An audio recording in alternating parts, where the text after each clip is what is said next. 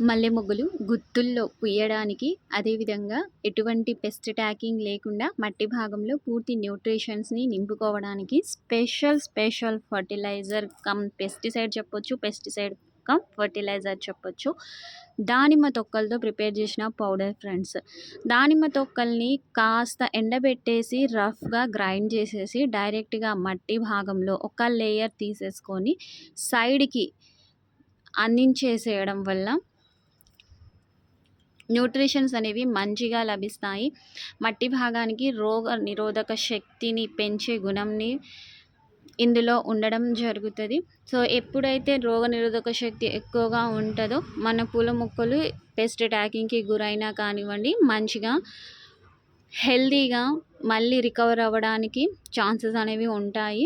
మొక్కలు మంచి గ్రోత్‌నెస్ చూపించాలి అంటే మల్లె మొక్కలు కొమ్మలు కత్తిరించడం చాలా ఇంపార్టెంట్. ఎక్కువ బుషీనెస్ ఉందని అలానే ఉంచేస్తే మనకి మొగ్గలనేవి రావు. ఎంత మంచిగా కత్తిరించుకుంటే అదేవిధంగా ఆకులనేవి ముదిరిపోయి మొత్తం తీసేసుకుంటే అంత మంచిగా అయితే మనకి మల్లె మొగ్గలు అనేవి స్టార్ట్ అవ్వడం జరుగుతాయి. అండ్ పెద్ద సైజులో రావడానికి మట్టి భాగం అనేది ఎక్కువ కిచెన్ వేస్టేజెస్తో నింపుకోవాలి. మీకు ఎటువంటి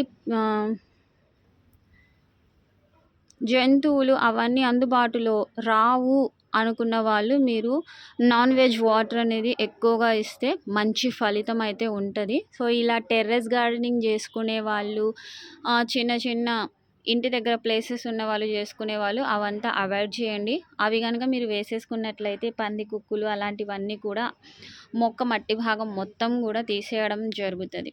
ఓకేనా. సో అది లేని వాళ్ళు మీరు నాన్ వెజ్ వాటర్ అనేది యూజ్ చేయవచ్చు.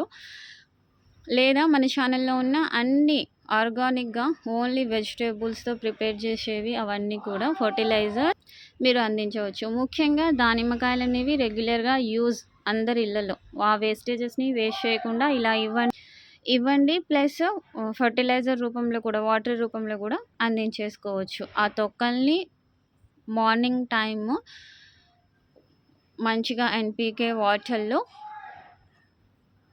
ఉంచేసి ఈవినింగ్ టైం మంచిగా హ్యాండ్‌తో పిండి వేసేసేయండి. ఆ వేస్టేజెస్ కూడా మీరు వేసేయొచ్చు. అండ్ నెక్స్ట్ ఆ వేస్టేజెస్‌తో కంపోస్ట్ కూడా మీరు చేయొచ్చు. Compost videos